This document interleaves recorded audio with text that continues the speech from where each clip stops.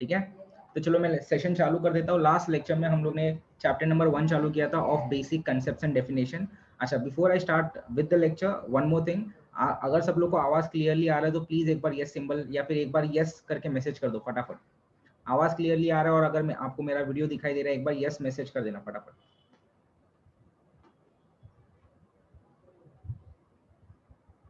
Yes, okay, good. Jai and Aditya, Vaibhav, okay, good, Vaibhav is also able to clearly. हाँ sir, hello sir. क्या बात है, good. So we'll start with the first second lecture of your chapter number 1, that is basic concepts and definition. ये वाला chapter बहुत ही चीजी chapter है, exam में आपको 8 मार्क्स का कंसेप्ट ही आने वाला है इसके ऊपर। आज सेकंड लेक्चर है, थर्ड वाले लेक्चर में आपका चैप्टर नंबर 1 कंप्लीट भी हो जाएगा। तो मैं सिर्फ बता रहा हूँ कि आपको थोड़ा फास्ट या फिर थोड़ा अच्छे पेस पे हम लोग करेंगे, बिकॉज 2 महीना ही है, राइट। चलो, without any delay will start with the first concept. पहला कंसेप्ट जो आज का लर्न करना है is adiabatic system. Now in diploma, let me just ask, have you heard this word adiabatic concept, adiabatic system? Yes. मैं बताऊंगा, but I just wanted to know. हाँ आदित्य, क्या होता है एडियाबेटिक? सर, ये इंटरनल एनर्जी सेम रहेगा, entry of heat नहीं होगा कि रिजेक्शन ऑफ हीट नहीं होगा सिस्टम। परफेक्ट, क्या बात है। neither there will be entry or exit of heat, मतलब there won't be any transfer of heat between the system, right?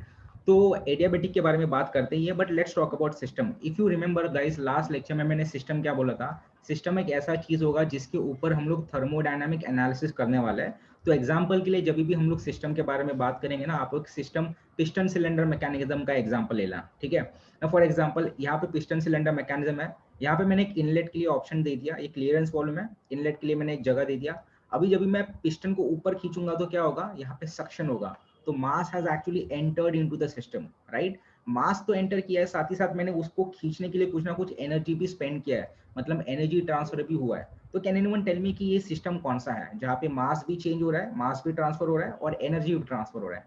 ऐसे सिस्टम को क्या बोलते हैं? Open system. Open, Exactly, this particular kind of systems are called as open system, right? अभी इसमें और थोड़ा सा चेंजेस करते हैं। अभी मैंने क्या किया, यहाँ का जो पाइप था वो निकाल देता हूँ, राइट। मतलब यहाँ पे जो एयर है वो अभी सिस्टम से बाहर नहीं जा सकता, and I am going to compress this particular air. Compress किया मतलब कहने से मैंने एनर्जी अप्लाई किया है, right, but there isn't any change in the mass of the system. तो ऐसे वाले सिस्टम को क्या बोलते हैं? Close. Right, this particular system is called as close system.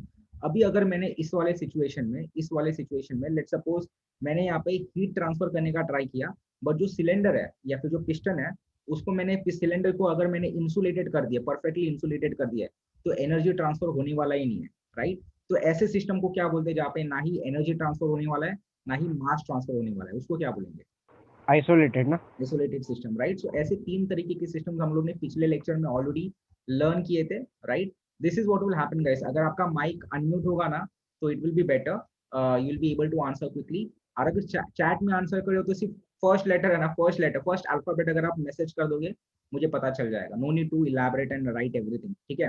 For example isolated बताना है, आई प्रेस कर दो, मुझे पता चल जाएगा, राइट।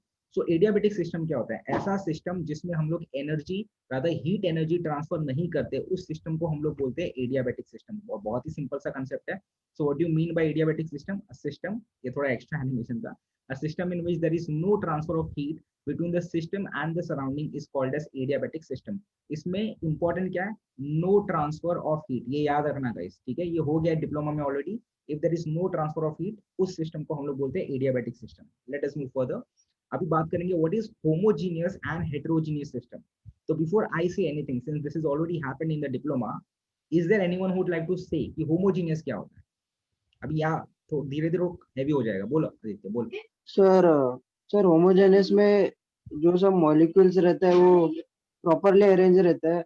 ओके, हेटेरोजेनियस में थोड़ा प्रॉपरली अरेंज नहीं रहता है। अच्छा, वैसा जैसे हेटेरोजेनियस का एग्जांपल अपना वुड है, होमोजेनियस अपना मेटल, ऐसा क्या कुछ। होमोजीनियस मेटल, ठीक है, सही है, सही है, ठीक है। नाउ हेटेरोजीनियस वुड, वुड थोड़ा सा हो सकता है, ठीक है। वुड में भी मुझे पता है चल रहा है कि वुड ऐसा क्यों बोल रहा है, स्ट्रक्चर उसका थोड़ा अलग होता है, बट स्पेसिफिकली समझने का ट्राई कर दी, और very close. Let's first talk about homo.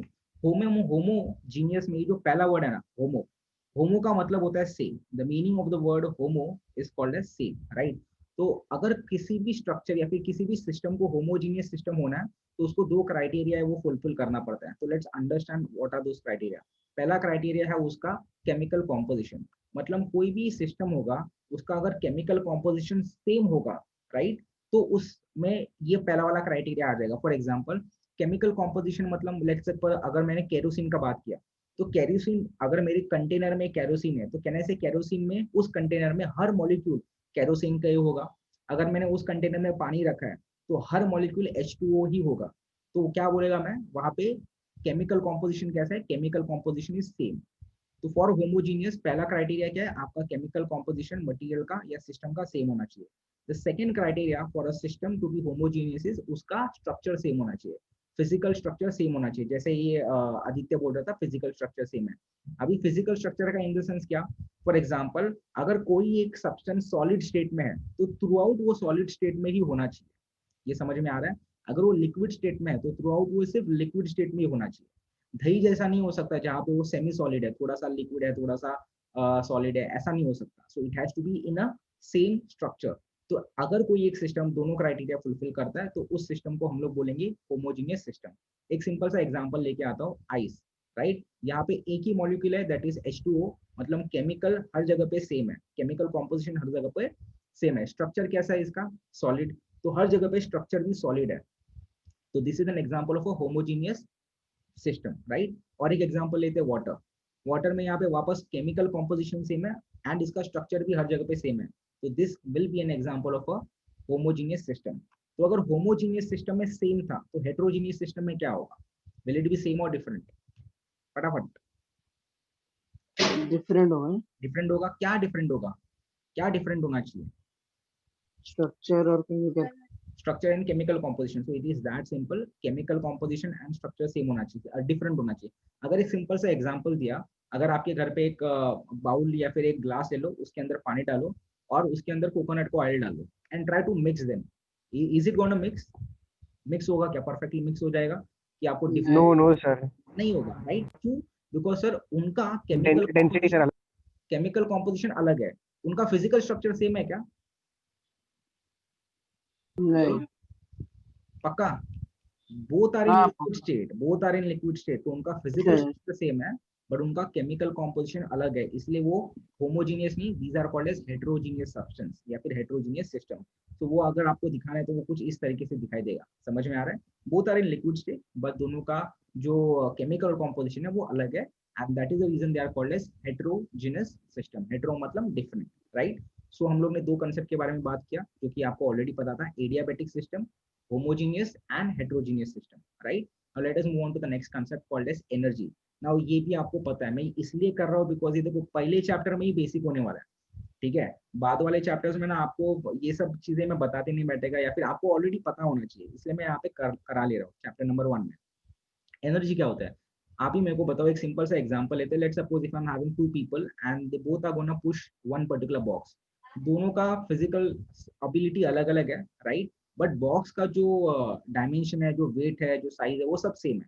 Box में कुछ चेंज नहीं किया है, सरफेस का स्मूथनेस वो सब सेम है, सिर्फ इन दोनों की एबिलिटी अलग अलग है या फिर उनके अंदर की एनर्जी अलग अलग है। अभी मैं क्या करूँ, पहला वाला बंदा बॉक्स को पुश कर रहा है, तो व्हेन ही इज पुशिंग कहने से उसने कुछ ना कुछ वर्क परफॉर्म किया रहेगा।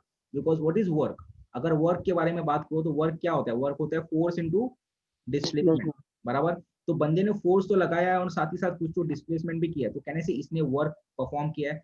वैसे ही मैं सेकंड वाले बंदे को भी वर्क परफॉर्म करने के लिए लगा रहा हूँ और उतने ही टाइम में वो इतना वर्क कर रहा है। तो मेरे को बताओ ज्यादा वर्क कौन कर रहा है, रेड वाला या ब्लू वाला? सर दोनों सेम ही कर रहे हैं ना, तो वर्क सेम है ना। पक्का? क्या बात है आदित्य, दोनों सेम कैसे करेंगे रे? Think think. Same distance cover किया ना दोनों ने। अरे यहाँ से यहाँ पे आया। तर डिस्प्लेसमेंट खाली अलग आहे, खालच्या जे जास्त डिस्प्लेसमेंट केलं ना तो वर्क हाँ एक्सपेंडिचर पण जास्त. हाँ, इसने इतना है भाई डिस्प्लेसमेंट किया, राइट। और इसने देख ये वाला लेट्स सपोज एक्स है और ये वाला वाई है, क्लियरली विजिबल है कि y is greater then x, तो कहने से ब्लू वाले ने ज्यादा डिस्टेंस ट्रेवल किया, तो उसका जो डिस्टेंस है या डिस्प्लेसमेंट बोल दे वो ज्यादा है। तो कहने से let's if this was a and if this is b, तो we can clearly see that work done by the b is greater than the work done by the A. ये समझ में आ रहा है? तो इसमें से मेरे को बताओ कि एनर्जी किसके पास ज्यादा था, या फिर एनर्जी किसने ज्यादा स्पेंड किया, ए ने या बी ने? बी ने। बी ने, बी बी सर। राइट। तो एक बात समझ में आता है सर, जो ज्यादा काम कर सकता है उसके अंदर ज्यादा एनर्जी है, सिंपल। इसी को इंग्लिश में लिखना है और बोलने का है क्या, कि ऐसा energy is defined as a capacity to do work. Definition कोई पूछेगा क्या? नहीं, डेफिनेशन कोई पूछेगा नहीं, बट यार याद होना चाहिए, बस अपने आप याद होना चाहिए। एनर्जी क्या होता है, is nothing but the ability और capacity to do the work, उसको हम लोग बोलते हैं एनर्जी। अब ये वाला नेक्स्ट पार्ट इंपॉर्टेंट है, बिकॉज टाइप ऑफ एनर्जी समझना और फिर बाद में उसको अप्लाई करना ये काफी इंपॉर्टेंट है। तो what are the different types of energy? There are basically two types of energy. पहला वाला है इंटरनल एनर्जी। तो अगर मैंने पहला वाला बता दिया तो दूसरा वाला कौन सा होगा? जल्दी जल्दी। External external. External energy, right. Now internal energy समझने का ट्राई करो और विजुअलाइज करने का ट्राई करो। अच्छा, before I say anything, is there anyone who knows कि सर इंटरनल एनर्जी ये होता है करके? एनीवन? हाँ, क्या सर इंटरनल एनर्जी क्या? किसी को पता है कि इंटरनल एनर्जी क्या होता है? हाँ सर पता है। बोलना आदित्य, बोलना। इंटरनल एनर्जी मॉलिक्यूल्स का जो मोशन रहता है, उनके मोशन से जो एनर्जी क्रिएट होता है ओके। अंदर, उनका ओके। काइनेटिक पोटेंशियल दोनों एनर्जी मिला के इंटरनल बनता ओके, ठीक है। तूने एक पार्ट बराबर बोला एंड विच इज करेक्ट। तूने इंटरनल एनर्जी का एक फॉर्म बोला है which is perfectly correct, that is molecular motion, right. But इसके अलावा भी दो अलग अलग तरीके होते हैं, एक होता है एटॉमिक स्ट्रक्चर और दूसरा होता है केमिकल कॉम्पोजिशन। उसके बारे में बात करते हैं, but I am very happy that you remember all this things, ठीक है। So what is internal energy? मैं फिलहाल के लिए सिर्फ डेफिनेशन रीड कर रहा हूँ आपके लिए, हजम होगा तो ठीक है, वरना ब्रेक करके पढ़ने वाले ध्यान देना। The energy present in the system. तो आपको सिस्टम पता है, हम लोग इंटरनल एनर्जी का मतलब क्या बात करें, सिस्टम के अंदर जो एनर्जी है उसके बारे में बात करें। अभी वो एनर्जी क्यों है, that energy is due to molecular motion. मतलब सर अगर लेट सपोज मेरे पास एक पिस्टन सिलेंडर मैकेनिज्म है, राइट, एक पिस्टन सिलेंडर सा मैकेनिज्म है, इसमें अगर मैंने ऊपर से इसको प्रेस किया तो अंदर के जो मॉलिक्यूल्स है कहने से मूव करना चालू करेंगे। समझ में आ रहा है? So there will be molecular motion. इसके अलावा लेट सपोज अगर मेरे पास एक सिंपल सा मेटल का रॉड है, राइट, इस मेटल के रॉड को अगर मैंने ये पॉइंट पे हीट करना चालू किया तो वो जो हीट है कहने से धीरे धीरे ऐसा आगे ट्रांसफर होता है। डू यू रिमेंबर क्यों ट्रांसफर होता है? एनीवन? यहाँ पे अगर मैंने हीट करना चालू किया, आगे हीट होना, धीरे धीरे वो हीट आगे आगे जाता है, क्यों? है। फॉर्म ऑफ ये हीट ट्रांसफर था ना, वो हाँ, था क्या था? कंडक्शन। कंडक्शन में क्या कंडक्शन। होता है, ये मॉलिक्यूल जब भी वाइब्रेट होते हैं तभी ये जब भी वाइब्रेट होगा मॉलिक्यूल, ये दूसरे मॉलिक्यूल को टच करेगा और यहाँ पे एनर्जी ट्रांसफर करेगा। सो मॉलिक्यूल्स कॉन्स्टेंटली है ना मोशन में रहते हैं, आइदर काइनेटिक एनर्जी और उनकी पोटेंशियल एनर्जी की वजह से। तो that is nothing but molecular motion. उसके अलावा अरेंजमेंट ऑफ एटॉमिक स्ट्रक्चर भी एक होता है जिसकी वजह से उसके अंदर एनर्जी स्टोर रहती है, एंड केमिकल कॉम्पोजिशन भी एक पार्ट होता है because of this energy exist. तो इंटरनल एनर्जी क्या है, बेसिकली एक सिस्टम, उसके अंदर का एनर्जी। एनर्जी क्यों होता है, तीन चीजों की वजह से, पहला मॉलिक्यूलर अरेंजमेंट, दूसरा एटॉमिक स्ट्रक्चर एंड तीसरा वाला है केमिकल कॉम्पोजिशन। तो एक एक करके देखते हैं। I am sure molecular motion clear हो चुका है कि the energy due to molecular motion and its configuration is called as internal energy. मतलब कोई एक अंदर एटम है, इसके अंदर एक मॉलिक्यूल है, राइट, जब भी हम लोग फोर्स एक्सर्ट करेंगे ये मॉलिक्यूल यहाँ से यहाँ पे आएगा, मतलब कहने से उसका काइनेटिक एनर्जी इंक्रीज हुआ रहेगा। तो वो मॉलिक्यूल के अंदर है, राइट, सिस्टम के अंदर है, तो उसको हम लोग internal energy due to molecular motion बोल देते हैं। अभी समझने का ट्राई करते हैं कि एटॉमिक स्ट्रक्चर वाला पार्ट क्या है। अभी एटॉमिक स्ट्रक्चर का एक सिंपल एग्जांपल देता हूँ, देखो। यूरेनियम जो होता है, यूरेनियम, राइट, यूरेनियम एक रेडियो एक्टिव एलिमेंट है। उसको अगर मैंने ऐसे ही लेट्स सपोज टेबल पे रखा है, राइट, तो हीट या फिर ऐसा कुछ जनरेट होता है क्या? ऐसे ही रखा है टेबल पे या फिर किधर भी रखा है, अपने आप बहुत बड़ा विस्फोट या फिर ऐसा कुछ होना चालू हो जाता है? नहीं। नहीं ना। बट जब भी उसको हम लोग न्यूक्लियर फिजन या फिर न्यूक्लियर फ्यूजन वाले रिएक्शन में डालते हैं तो इतना ज्यादा बड़ा धमाका होता है। कहना से इसका मतलब उस मटेरियल के अंदर उतना एनर्जी ऑलरेडी है। समझ में आ रहा है कि नहीं? वो जो फिजन रिएक्शन होना चालू होता है, इसका मतलब उसके स्ट्रक्चर के अंदर ऑलरेडी उतना एनर्जी स्टोर्ड है, बट वो रिलीज कभी होगा जब स्ट्रक्चर चेंज होगा तभी। समझ में आ रहा है? So that is an example of atomic energy. The energy released due to the change in atomic structure of a matter such as nuclear fusion or fission is called as atomic energy. ये भी energy कहाँ पे होता है, ये भी atoms या फिर मॉलिक्यूल्स के अंदर होता है, इसलिए उसको हम लोग इंटरनल एनर्जी के अंदर क्लासिफाई करते हैं, राइट। नेक्स्ट वाला है chemical composition. Can anyone give me example where chemical composition can be seen has an internal energy? एक सिंपल सा example if you can give कि सर ये मतलब है केमिकल है बट इसके अंदर ही एनर्जी है। बट वो फिलहाल अगर हाथ में लेंगे या फिर रखेंगे तो दिखाई नहीं देगा। Any sir example? फ्यूल ना? अच्छा पेट्रोल सर। पेट्रोल, एग्जैक्टली, है कि नहीं? एक सिंपल सा केमिकल है, जब वो कंबशन प्रोसेस में जाता है, राइट, तभी वो एनर्जी रिलीज करता है। उसके पहले एनर्जी रिलीज करता है क्या? नहीं ना। मतलब उसके अंदर तो एनर्जी था, वो एनर्जी क्यों था? Because of it's chemical composition. तो ये तीन तरीके की एनर्जी होते हैं, एक होता है मॉलिक्यूलर इंटरनल एनर्जी, दूसरा होता है एटॉमिक एनर्जी, एंड तीसरा होता है केमिकल एनर्जी। ये समझ में आ रहा है ना? एग्जाम में अगर आपको किसी ने पूछा तो आपको सिर्फ इंटरनल एनर्जी का डेफिनेशन पूछेगा, और ये पूछेगा कि कौन से टाइप में इंटरनल एनर्जी एग्जिस्ट करता है। अगर मैंने इन तीनों इंटरनल एनर्जीज को ऐड किया, लेट्स सपोज इसको ऐड किया और इसको भी ऐड किया, तो मेरे को जो टोटल एनर्जी मिलेगा, टोटल इंटरनल एनर्जी, उसको हम लोग डिनोट करते हैं by the symbol capital you. ये याद रखना, total internal energy of a system is denoted by the symbol capital you, right? ये हो गया इंटरनल एनर्जी, राइट? दूसरा एनर्जी आपने जैसे बोला है एक्सटर्नल एनर्जी। ना एक्सटर्नल एनर्जी का हैज सच कोई डेफिनेशन नहीं है, बट मैंने आपको समझाने के लिए, सिंप्लीफाई करने के लिए एक डेफिनेशन बनाया। एक्सटर्नल एनर्जी बेसिकली क्या होता है? जब भी कोई एक सिस्टम एनर्जी पोजेस या एक्सपीरियंस करता है because of its relative position to the earth. एक सेकेंड, एक second. Tejaswini, no need to record, मैं ऑलरेडी रिकॉर्ड कर रहा हूँ, तो आपको टेंशन लेने का जरूरत नहीं है। It's been already recorded, I will upload it, ठीक है? डोंट वरी, आपका अननेसेसरी बैंडविड्थ खर्च हो जाएगा। And regarding this particular lectures, जो भी अपना लेक्चर्स रिकॉर्ड हो रहा है, वो उसका अपलोडेड वर्जन आपको मिल जाएगा, ठीक है? Don't worry, so no need to record. External energy क्या होता है? Energy possessed by system because of what? Because of its relative position with respect to earth is called as external energy. तो इसको और थोड़ा डिटेल में समझने का ट्राई करते हैं कि यार रिलेटिव पोजीशन क्या है, ठीक है? फॉर एग्जांपल, पोटेंशियल एनर्जी का एग्जांपल लेते हैं। लेट्स सपोज मेरे पास एक सिंपल सा माउंटेन है, राइट? इस माउंटेन के ऊपर पहले से एक बॉल था, इस बॉल को रोल करते करते मैंने यहाँ पे लेके आ गया। ये समझ में आ रहा है? तो कहने से यहाँ पे इसका कुछ तो कुछ एनर्जी था एक्सटर्नल, और यहाँ पे कुछ दूसरा एनर्जी है, potential energy, right? Tell me, where will be the energy higher, one or two? ऊपर sir mgh।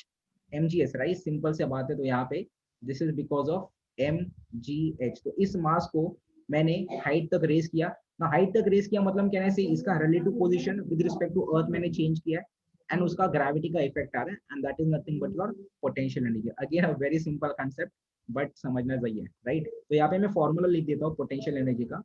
If I need to write potential energy का formula, potential energy का formula is m into g into h, right? Where h is nothing but the height from the ground level, g is the gravity. By the way, gravity का value बता दो कोई, तो याद रहेगा तो। 9.81 अभी यूनिट भी बता दे। न्यूटन पर मीटर स्क्वायर। क्या बात है, राइट? बहुत जन भूल जाते हैं। So that was all about potential energy. The second form of external source of energy is nothing but kinetic energy. Now kinetic energy is the energy possessed by a object because of its motion. उसको हम लोग बोलते हैं kinetic energy.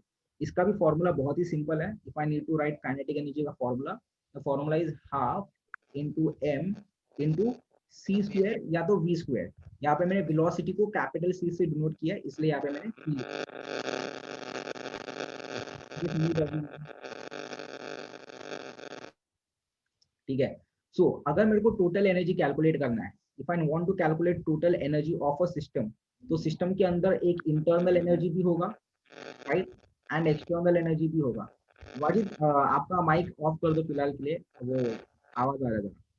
External energy भी होगा, right? Internal energy का formula है capital U, जो कि है total internal energy plus potential energy that is PE, that is MGS, plus यहाँ पे आएगा काइनेटिक एनर्जी। तो कभी भी अगर आपको न्यूमेरिकल्स आए जिसमें आपको टोटल एनर्जी कैलकुलेट करना है, then the formula is internal energy plus potential energy plus kinetic energy, right? So I hope आपको डिफरेंट टाइप्स ऑफ एनर्जीज के बारे में पता चल गया, राइट? अभी जैसे मैंने आपको पिछले लेक्चर में बोला था कि जब भी कोई क्वेश्चन ऐसे काले बॉक्स में आएगा और येलो हाईलाइट के साथ रहेगा, तो ये एग्जाम में आया हुआ क्वेश्चन है। तो बहुत ही सिंपल सा डेफिनेशन है, that is defined thermodynamic property. Now as usual अभी यहाँ से थोड़ा इंटरेस्टिंग होना चालू होगा। आई रियली डाउट दैट आपको ये पता होगा करके, एटलीस्ट पढ़ा होगा, बट पता होगा कि नहीं पता नहीं। प्रॉपर्टी क्या होता है? What do you mean by property? Anyone? ये characteristic of a system. Any characteristic of a system, ठीक है? इंग्लिश समझ में आया, अभी हिंदी क्या होता है? मतलब सर हम लोग सिस्टम को डिफाइन कैसे करेंगे? अभी आपका नाम आकाश सावंत सर है, तो ठीक है, सिस्टम को प्रेजेंट करने के लिए भी एक चीज रहना चाहिए ना, जैसा डेंसिटी हो गया सिस्टम का। ओके। उसका क्या बोलो, वही फिश उसका अंदर का जो भी प्रॉपर्टीज है, वॉल्यूम एक्सेट्रा एक्सेट्रा। ठीक सब है, ठीक है, फिजिकल प्रॉपर्टीज, केमिकल प्रॉपर्टीज। बहुत अच्छा है, बहुत बढ़िया, ठीक है। Now let me try to explain, ठीक है, बहुत अच्छे से एग्जांपल दिया तूने, but I try to make it much more simple, ठीक है। Property, by the way Aditya, you are very much correct, let me just try to make it much more simple, ठीक है। लेट सपोज अपने पास एक system ले लिया वापस, राइट। नाउ ये सिस्टम का अंदर हम लोग ने कुछ गैस ले लिया बाय टेकिंग दी सक्शन। तो जब भी सक्शन लिया तो कहने से उसका जो ओरिजिनल वॉल्यूम था वीसी, अभी वो सेम रहेगा कि डिफरेंट रहेगा? सेम ना, चेंज हो रहा। चेंज होगा, राइट। तो वॉल्यूम कहने से volume has changed, right. What about the pressure? Pressure भी सेम रहेगा कि डिफरेंट रहेगा? डिफरेंट रहेगा। राइट, मतलब यहाँ पे वॉल्यूम भी चेंज हो रहा है, प्रेशर भी चेंज हो रहा है, राइट। अच्छा, अभी मैंने क्या कर रहा हूँ, ये निकाल दे रहा हूँ और मैं इसको कंप्रेस करने वाला हूँ। तो आफ्टर कंप्रेसिंग कहने से again the volume is changing, again the pressure is changing, so there is a constant change in this particular system. तो फिलहाल कहाँ पे, लेट्स सपोज ये वाला 1 था, अब ये वाला टू पोजीशन पे, जहाँ पे वॉल्यूम और प्रेशर अलग अलग। तो ये जो है ना, ये मेरा पहला स्टेट है। पहले सिस्टम ये वाले स्टेट में था जिसमें वॉल्यूम V1 था, प्रेशर P1 था। अभी सिस्टम दूसरे स्टेट में जहाँ पे वॉल्यूम 2 है और प्रेशर भी 2 है, राइट। अभी इसको ग्राफ में समझने का ट्राई करते हैं। मतलब अभी यहाँ पे सिस्टम कहाँ पे है, अगर मेरे को बताना है तो मेरे को सिर्फ वॉल्यूम कैलकुलेट करना है और प्रेशर देखना है, तो मैं बोल सकता हूँ पोजीशन नंबर 2 पे है करके। समझ में आ रहा है? तो अगर ये हीट वाला जाने दो, ये एक्स्ट्रा एनिमेशन था।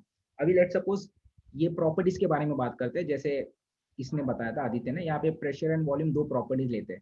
लेट सपोज मैंने ये दो प्रॉपर्टीज लिए, अगर मैंने यहाँ पे प्रेशर गेज लगा दिया तो मेरे को प्रेशर का, इस सिस्टम का कुछ ना कुछ प्रेशर का वैल्यू मिलेगा, उसको मैं प्लॉट कर लेता हूँ, ठीक है। वैसे अगर मैंने वॉल्यूम कैलकुलेट किया तो वॉल्यूम का कुछ वैल्यू मिलेगा, उसको भी मैं प्लॉट कर लेता हूँ। जहाँ पे ये दोनों कोइंसाइड करेगा ना, उस पॉइंट को हम लोग बोलते हैं स्टेट। मतलब इस पोजीशन पे, इस पॉइंट पे सिस्टम का वैल्यूज ये है। तो ये जो पॉइंट है ना, ये पॉइंट हम लोग को बता देता है कि सिस्टम का स्टेट कौन सा है, राइट। और ये स्टेट को डिफाइन करने के लिए हमें इन कोऑर्डिनेट्स का हेल्प लेना पड़ा। ये जो कोऑर्डिनेट्स होता है जिनका हमको हेल्प लेना पड़ा in order to define the system, उसको हम लोग बोलते हैं properties. These are called as properties. तो यहाँ पे इस वाले एग्जांपल में प्रॉपर्टीज कौन सा है, एक प्रेशर एक प्रॉपर्टी है, दूसरा प्रॉपर्टी कौन सा है, वॉल्यूम। ये समझ में आ रहा है? So what, how can I define a property? Property is nothing but a characteristics which is used to define a state. मतलब सोचो ना कि अगर मेरे पास प्रेशर का वैल्यू नहीं है, मेरे पास वॉल्यूम का भी वैल्यू नहीं है, तो can I come to this particular point? मैं ये पॉइंट लोकेट कर सकता हूँ क्या? Obviously not, right. तो ऐसे प्रॉपर्टीज, ऐसे कोऑर्डिनेट्स, कैरेक्टरिस्टिक जिसकी वजह से मैं स्टेट को डिफाइन कर सकता हूँ, उसको हम लोग बोलते हैं प्रॉपर्टीज। समझ में आ रहा है? I hope you understood. अगर सबको यस समझ आएगा ये वाला कंसेप्ट, प्लीज एक बार यस के ऊपर क्लिक कर दो या तो मैसेज कर देना मुझे, बिकॉज ये समझा तो बहुत अच्छी बात है। बिकॉज आगे हर बार है ना, हर न्यूमेरिकल में क्वेश्चन में ऐसा आएगा क्वेश्चन कि this is the state of the system, तो तभी, या फिर this is the property of the system, तभी प्रॉपर्टी है क्या वो पता होना चाहिए बैक ऑफ द माइंड। इसलिए मैंने पूछा। Is everyone clear with the concept of property? Everyone? Yes yes. चलो yes great, sir, yes. Right. So property को सिर्फ डिफाइन कर लेते हैं। अगेन ये वाला क्वेश्चन एग्जाम में आ चुका है ऑलरेडी, तो ये आपको याद रखना जरूरी है, हो जाएगा, ज्यादा कॉम्प्लिकेटेड नहीं है। thermodynamic coordinates, so over your thermodynamic coordinates are pressure and volume representing the system are called properties of the system. इस पॉइंट को बोलते हैं स्टेट और इन कोऑर्डिनेट्स को बोलते हैं प्रॉपर्टीज। अलग अलग प्रॉपर्टीज हो सकते हैं, for example pressure, volume, temperature, mass, density. So these are just few examples of properties. तो हम लोग ने प्रॉपर्टीज क्या होता है ये वाला पार्ट देख लिया, right. Let us move on to the types of property. So basically there are two types of property. One is intensive property and the other one is extensive property. Now intensive property I'm sure आप लोग को याद रहेगा। अगर याद नहीं है तो एक सिंपल सा ट्रिक है, ये वाला फर्स्ट वाला पार्ट है ना, ये याद रखना है। इंटेंट मतलब इंडिपेंडेंट, ऐसा मैंने याद रखा है, ऐसा कोई लॉजिक या फिर एक्चुअल रिलेशन नहीं है। इंटेंसिव मतलब इंडिपेंडेंट, ठीक है। Independent of what? Independent of मास। तो कोई भी property, for example pressure, volume, ये सब प्रॉपर्टीज है ना, इनमें से कोई भी प्रॉपर्टी जो मास के ऊपर डिपेंड नहीं होता है, उसको हम लोग बोलते हैं intensive property. For example let suppose मैं टेम्परेचर के बारे में बात करता हूँ, राइट। आपके सराउंडिंग में लेट सपोज अभी फिलहाल let suppose temperature 23 degree Celsius है, राइट। जस्ट बिकॉज आपके रूम के अंदर और 2-3 जन आ जाएंगे, रूम के अंदर का मास बढ़ जाएगा, तो रूम का टेम्परेचर भी बढ़ेगा क्या automatically? Just because of mass is kept. कोई ये गोनी लेके आ गया, 10 किलो 5 किलो का गोनी लेके आ गया, तो रूम का टेम्परेचर भी बढ़ेगा क्या? नहीं शायद। नहीं ना। अगर कोई ह्यूमन आ रहा है तो अलग बात है, बिकॉज वो हीट लेके आता है खुद का, तो I am not talking about that. कोई एक नॉर्मल बॉक्स लेके आया, फिर एक बड़ा वाला कबर्ड लेके आया, उसको रख दिया, तो रूम का टेम्परेचर ऑटोमेटिकली इंक्रीज नहीं होने वाला है, because of increasing the mass. तो कहने से temperature is nothing but an intensive property. समझ में आ रहा है?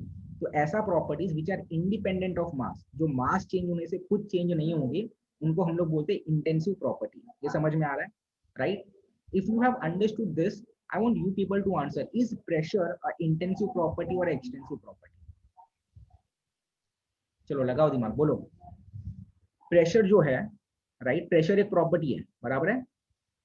प्रेशर इंटेंसिव प्रॉपर्टी है या एक्सटेंसिव प्रॉपर्टी? सर एक्सटेंसिव है ना, क्योंकि वो डिपेंडेंट है ना ऑन द सिस्टम की साइज वगैरह पर, क्योंकि साइज है। इंटेंसिव कौन सा प्रॉपर्टीज होता है? अच्छा, you are telling it is an extensive property. हाँ हाँ sir. Okay, what about others? Sir intensive है ओके, क्यों इंटेंसिव क्यों है? क्या? सर दूध बॉईल करने के टाइम प्रेशर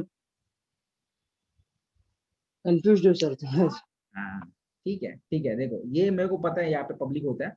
अभी मैं ना दोनों तरीके से आपको विश्वास दिला सकता हूँ, फिर बाद में राइट क्या है बता देता हूँ, क्योंकि ये थोड़ा बहुत कंसेप्चुअल है। देखो, प्रेशर का अगर मैंने फॉर्मूला वाइज देखा तो प्रेशर क्या होता है sir? Pressure is nothing but force per unit area. ठीक है, अग्री करते हैं सर हम लोग, ये सिंपल समझ में आ रहा है। फिर बाद में फोर्स क्या होता है sir? Force is nothing but mass into acceleration, बराबर है? और यहाँ पे आ रहा है एरिया। सब देखो यहाँ पे मास आ गया, तो मास आ गया तो ये कौन सा प्रॉपर्टी होना चाहिए? तो सर यहाँ पे देख के पता चलता है pressure is dependent upon the mass ना, तो ये कौन सा प्रॉपर्टी होना चाहिए? इंटेंसिव या extensive? Extensive. Right? But actually नहीं है, ये एक्सटेंसिव नहीं है, ये इंटेंसिव प्रॉपर्टी है।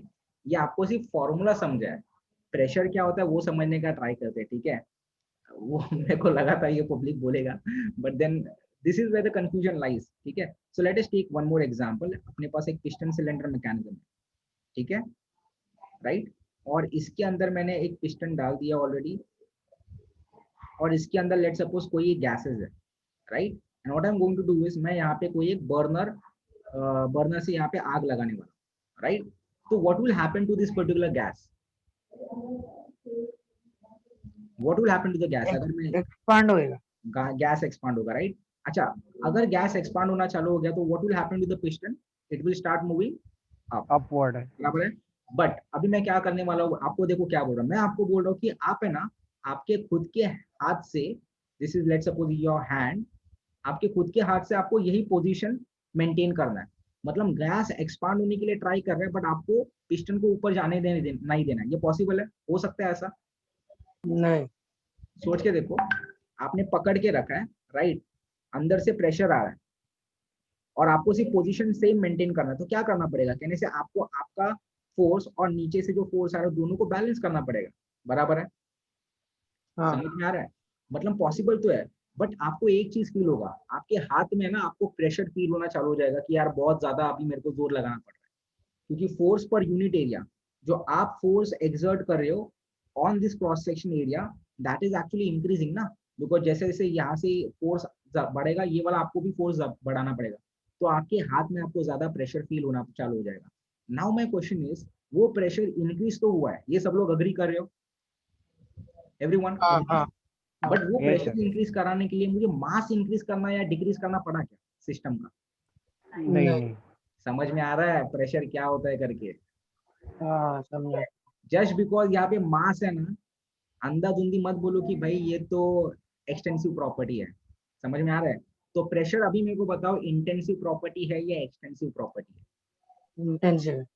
समझ में आ रहा है? बाबा नशे में मत रहना प्लीज, ये इंटेंसिव प्रॉपर्टी है। वाइवा में ये क्वेश्चन पूछा जाता है, फैकल्टीज वो इस तरीके से कंफ्यूज करते हैं, ठीक है? तो प्लीज याद रखना, pressure is an intensive property, और आपको बताने भी आना चाहिए। तो आई होप आपको ये समझा रहेगा।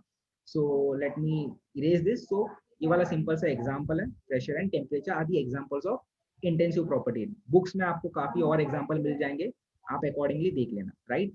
अभी इंटेंसिव हो गया तो एक्सटेंसिव तो ईजी है। A system which is dependent upon the mass or the size of the system is called as extensive property. ऐसी प्रॉपर्टी जो मास के ऊपर डिपेंडेंट है या साइज के ऊपर डिपेंडेंट है of the system is called as your extensive property. ये समझ में आ रहा है? अच्छा, बिफोर आई मूव अहेड, वो जय ने बोला था कि यार प्रेशर साइज के ऊपर डिपेंड होता है। पिछले वाले एग्जांपल में हम लोग ने साइज चेंज नहीं किया, जो सिस्टम का साइज था ना उसको उतना ही मेंटेन रखा था। समझ में आ रहा है? So again pressure is sir independent of the size. तो property which are dependent on the mass of the system and the size of the system are called as extensive property. इसका कोई एग्जांपल होगा आपके पास?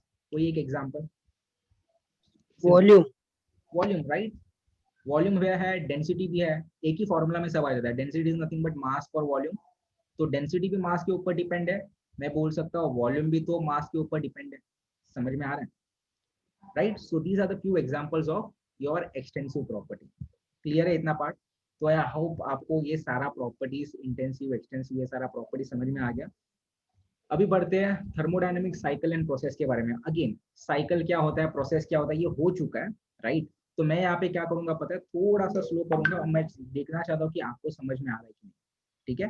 So please help me out over here.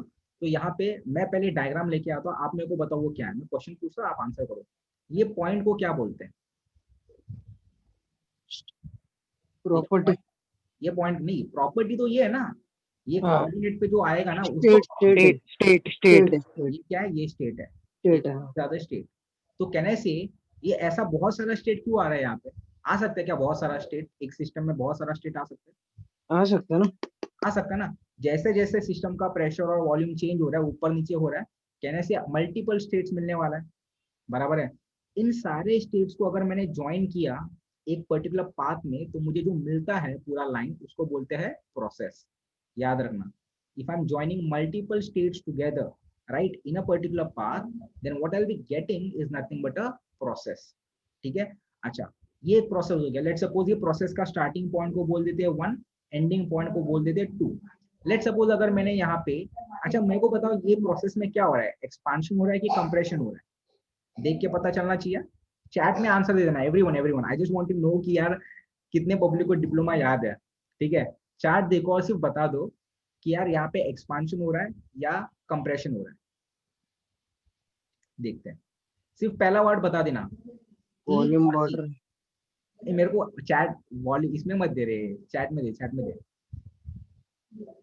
E that is expansion और C that is compression. क्या हो रहा है? 1 to 2 मैंने नंबर डाल दिया है, तो कंफ्यूजन नहीं होना चाहिए वहां पे वापस। ओके, ठीक है।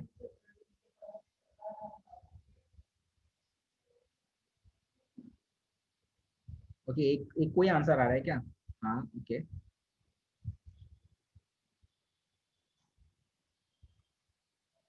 ठीक है। नाउ ऑब्वियसली यहाँ पे एक्सपांशन हो रहा है। आदित्य एंड जय, सिद्धांत, सबके आंसर सही है। बाकी लोग को टाइम लग रहा है। गाइस यहाँ पे एक्सपांशन हो रहा है, 1 to 2 जा रहा है। यहाँ पे दिखाई दे रहा है कि वॉल्यूम कंटिन्यूअसली इंक्रीज हो रहा है, that's the reason we can say we are getting into expansion. Simple सा पार्ट है, राइट? इससे ये पता चलता है कि ये नंबर्स बहुत ही ज्यादा इंपॉर्टेंट है। अगर आप कभी भी थर्मोडायनामिक प्रोसेस एक्सप्लेन कर रहे हो और अगर आपने नंबर लिखना या फिर नंबर डालना डायग्राम में भूल गए, तो आपको उसके लिए मार्क्स मिलने वाला नहीं है, because that will be wrong. किसी को भी प्रोसेस समझ में नहीं आएगा, राइट? अच्छा, अभी दूसरा एक चीज बता दो। लेट सपोज ये प्रोसेस से मैंने वापस कुछ किया, स्टेट चेंज किया और वापस यहाँ पे आ गया, मतलब 2 से मैंने वापस 1 पे आ गया, राइट? तो इन्हें और यहाँ पे और एक प्रोसेस कंप्लीट किया। तो जब भी ऐसे 2 प्रोसेस कंप्लीट होते हैं सच दैट कि जहां से शुरू होते हैं वहीं पे वापस आ जाएंगे, उसको क्या बोलेंगे हम लोग? साइकिल। उसको बोलेंगे साइकिल। Simple, right? सो सिर्फ डेफिनेशन का पार्ट है। The successive change of state, यहाँ पे क्या हो रहा है? देयर इज अ सक्सेसिव, मतलब एक के बाद successive change of state of a system due to energy or mass transfer defined by a path is called as process। ये ब्लैक कलर में मैंने लिखा है, मतलब आपको ये एग्जाम में आएगा, डेफिनेशन ये वाला पार्ट एग्जाम में आएगा। So the successive change of state of the system due to energy or mass transfer defined by a path is called as process, right? Cycle क्या होता है? If a system undergoes 2 or more process, मतलब cycle के लिए कम से कम 2 या 2 से ज्यादा। 2 से ज्यादा मतलब ये ऐसा भी हो सकता है, ऑटो साइकिल देखा रहेगा ना आपने। ये लेट सपोज मैं एक साइकिल ड्रॉ कर रहा हूँ, ये ऐसा। तो let suppose this is 1, this is 2, 3, 4। तो यहाँ पे ये फर्स्ट साइकिल है, ये सेकंड साइकिल है, थर्ड, सॉरी फर्स्ट प्रोसेस है, second process, third process and third fourth process. तो यहाँ पे 2 या 2 से ज्यादा प्रोसेस जब भी होता है और जो स्टार्टिंग और एंडिंग पॉइंट सेम होगा तो उसको हम लोग बोलते हैं साइकिल। ये समझ में आ गया एवरीवन, राइट? Yes. अच्छा, अभी तक जो जितना भी पार्ट किया उसमें किसी को कोई doubt, anything, anyone having any doubt?